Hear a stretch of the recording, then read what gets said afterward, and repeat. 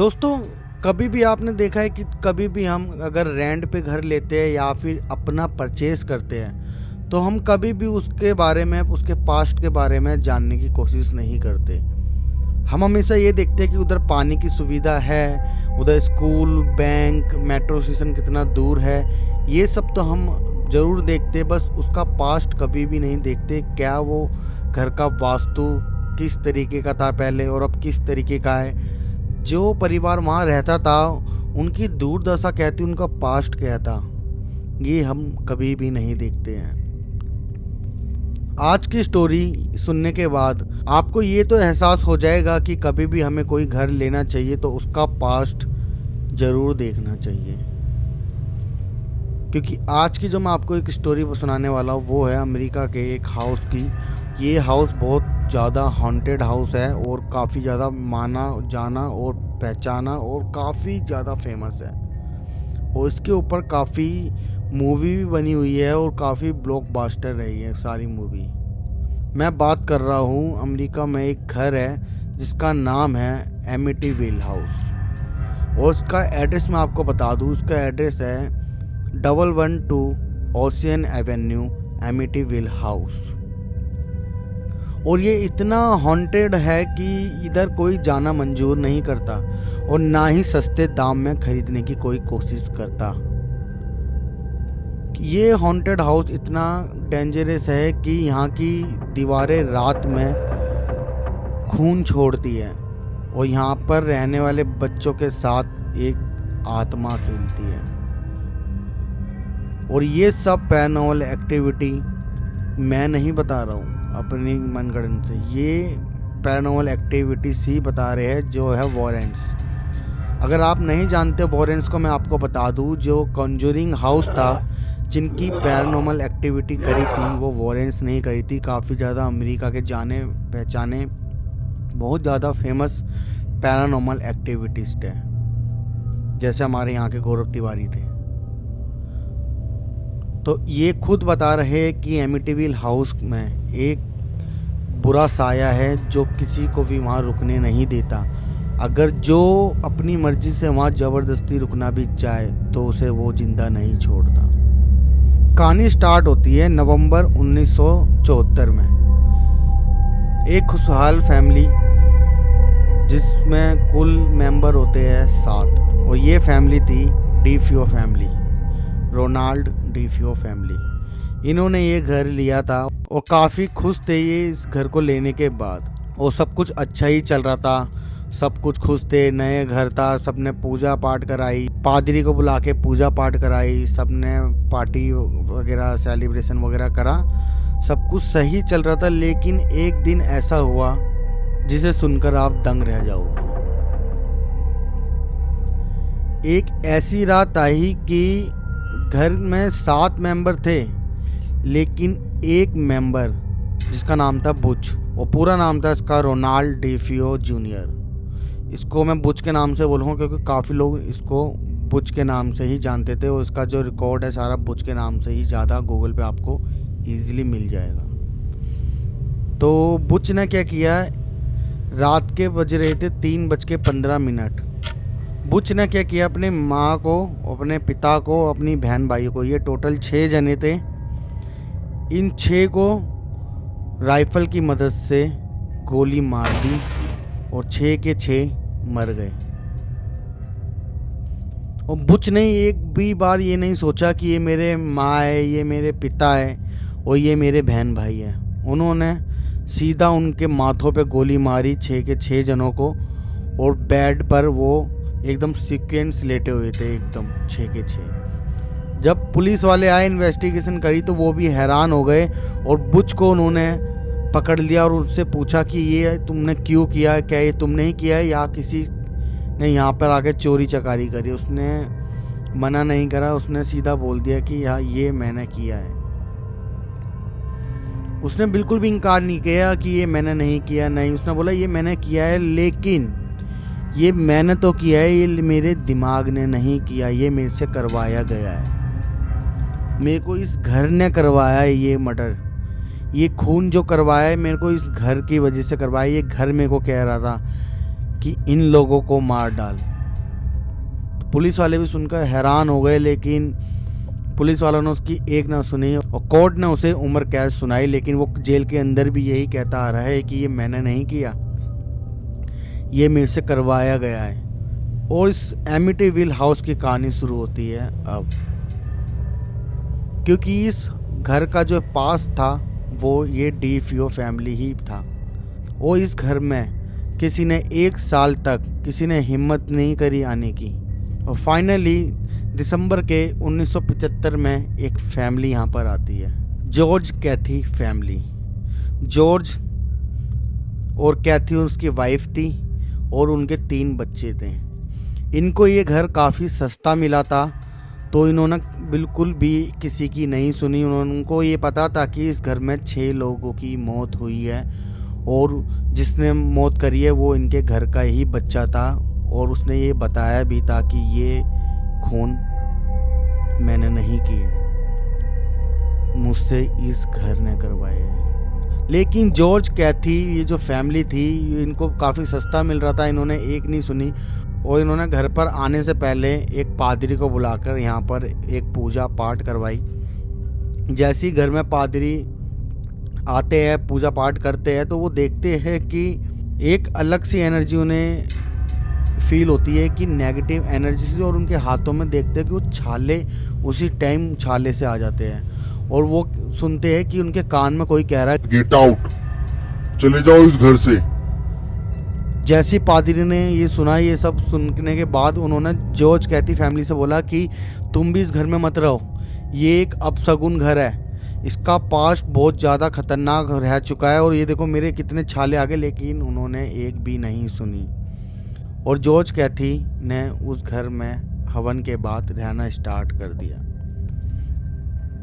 George कैथी का पहला दिन ही इतना डेंजर तरीके से गया कि वो कभी भूल नहीं सकता।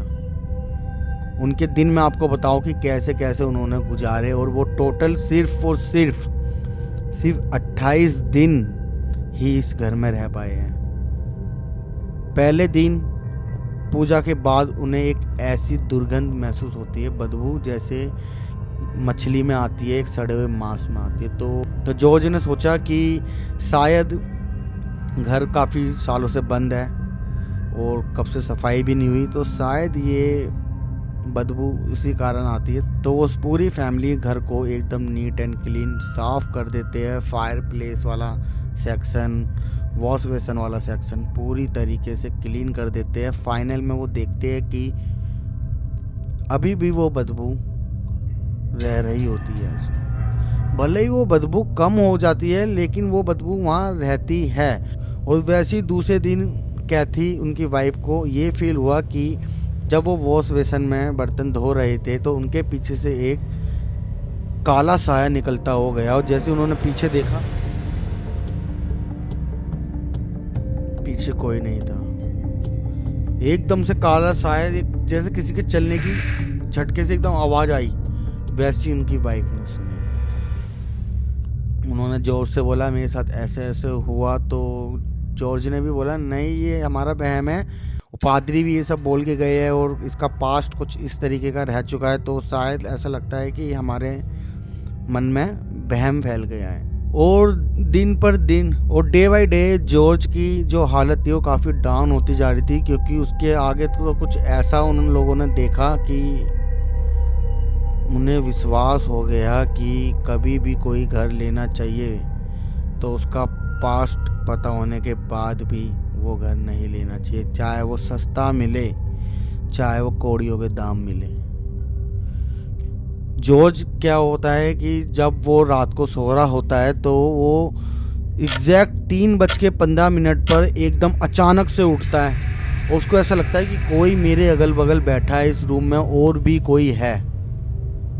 और एग्जैक्ट वही टाइमिंग जो डीफियो फैमिली जिस टाइमिंग पे मरी थी 3:15 पे, और 3:15 पे एक दिन नहीं 2 दिन नहीं उनकी डेली आँख खुलती थी। एकदम डर के मारे वो उठते थे और उनको एकदम एंजाइटी स्ट्रेस दोनों इतना हो जाता था कि वो डिप्रेशन में जाने लगे थे। जॉर्ज का बिहेवियर इतना चेंज होने लग गया कि वो बच्चों पे चिल्लाने लग गया, अपनी वाइफ पर चिल्लाने लग गया। और रात को उठकर जोर जोर से वो लकड़ियाँ काटता था, जैसे उसके अंदर किसी की आत्मा आ गई हो।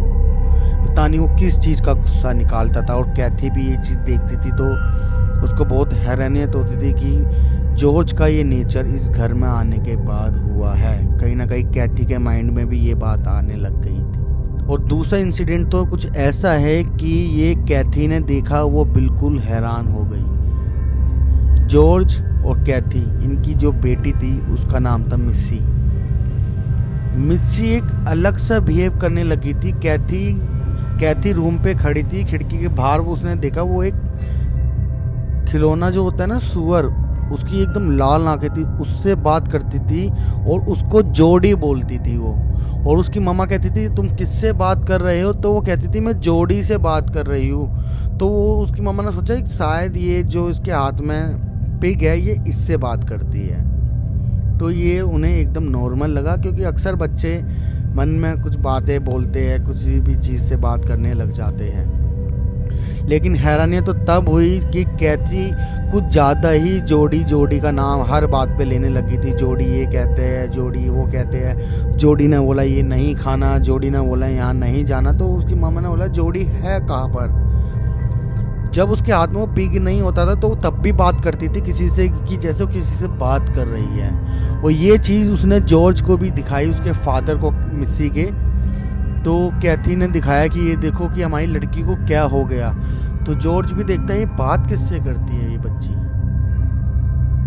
वो अजीब तरीके से उससे बात करना, वो भी उन्हें काफ़ी डरावना लगा। उन दोनों ने आपस में बात करी, उन्हें लगा कि शायद वो पादरी सही बोल के गए थे कि इस घर को छोड़ दो, ये घर रहने लायक नहीं है। और जैसे डे बाय डे बढ़ रहे थे तो वो देख रहे थे कि दीवारों पर एक अलग सी काई थी और कई रेड निशान बन रहे थे, जैसे वहाँ दीवारों से ब्लड टपकता हो। जैसे ब्लड टपक नहीं जाता और वो सूख जाता, सिर्फ आधे तक ही सफ़र कर पाता, वो आधा जैसे पेंट टाइप का। तो उन्होंने देखा कि ये वाइट दीवार पर रेड कलर कैसा, वहाँ पर कोई डिज़ाइन भी नहीं था कि कुछ इस तरीके का रेड का, कि हो सकता है कि वहाँ से रेड कलर आ गया हो। बिल्कुल भी वहाँ कोई रेड नहीं था, बिल्कुल वाइट सीलिंग थी और उस पर खून की कुछ बूंदें थी।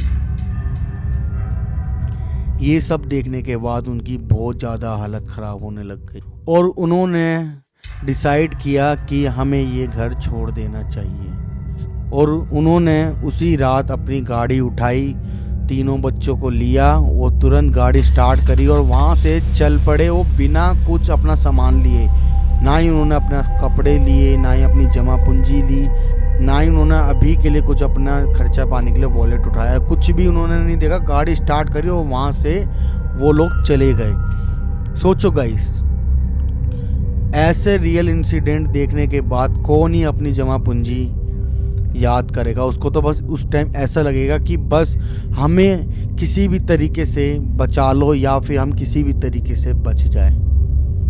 क्योंकि अगर सोचो आपके साथ भी ऐसा हो तो आपके मन में भी नहीं आएगा कि मैं ये सामान ले लूँ, मैं अपना वो ले लूँ। नहीं, आपको बस ये रहेगा कि मुझे ज़िंदा रहना है किसी भी तरीके से। वो कहा जाता है, जॉर्ज कहती है, ये लुट्स फैमिली के बाद वहाँ पर और भी फैमिलीज आई है, लेकिन वो ज़्यादा दिनों तक वहाँ टिक नहीं पाए हैं। इससे यही साबित होता है कि वहाँ पर कोई पैरानॉर्मल एक्टिविटी होती थी। और जैसे मैंने आपको बताया है कि पैरानॉर्मल एक्टिविटीज़ वॉरेंट्स वहाँ पर पहुँचे। कुछ लोग ये कह रहे थे कि ये प्रॉपर्टी का रेट डाउन हो जाए, इसलिए ये लोग सब पब्लिसिटी स्टंट कर रहे हैं ताकि रेट डाउन हो जाए और कोई डीलर जैसी रेट डाउन होए उस प्रॉपर्टी को ग्रैब कर ले। लेकिन ऐसा नहीं था। वॉरेंट्स ने सिद्ध किया वहाँ जाकर कि यहाँ पर एक पैरानॉर्मल एक्टिविटी होती है। और मैं आपको बता दूं कि वॉरेंट्स ने बताया कि जो मिस्सी जिससे जोड़ी बोलकर बात करती थी वो बच्चा था डीफियो फैमिली का बच्चा। बुच ने अपनी फैमिली को जो मारा था उसमें भी एक बच्चा था, वो उससे बात करती थी। उस बच्चे की आत्मा थी इस एमिटीविल हाउस में। क्या आप ऐसा हाउस लेना पसंद करोगे, चाहे वो आपको सस्ते दाम में भी क्यों ना मिले? तो इसलिए मैं आपको कह रहा था स्टार्टिंग में कि कभी भी कोई भी हाउस अगर आप लेते हो तो उसका पास ज़रूर जान ले। अगर पास जानने के बाद भी आपको वो बहुत ज़्यादा कम कीमत पे देता है तो वहाँ पर जाने की कोशिश मत करना, क्योंकि आपके साथ भी कुछ ऐसा ना हो जो लुड्स फैमिली के साथ हुआ था। और ऐसी स्टोरी सुनने के लिए चैनल को सब्सक्राइब कर देना। और अगली स्टोरी तो कुछ ऐसी होने वाली है जो आपको कभी सोने नहीं देगी।